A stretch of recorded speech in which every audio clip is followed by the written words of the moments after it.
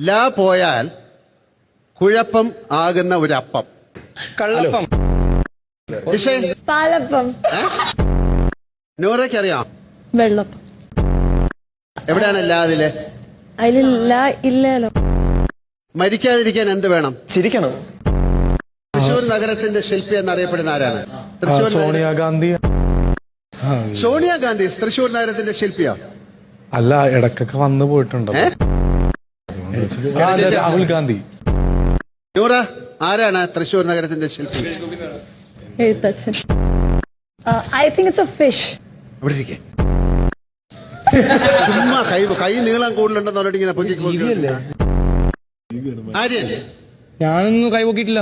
അല്ല, എന്നാലും പറക്കാൻ പറ്റാത്ത ഒരു കിളി. സാബുമാൻ അവിടെ ഇരിക്കെ. അവന് ഈ പക്ഷി, പിന്നെ നീരാളി, ചെലന്തി, അതിനൊക്കെയാണ് അറിയാവുന്നത്. ഇക്കിളി. ഞാൻ ചോദിച്ചില്ലല്ലോ.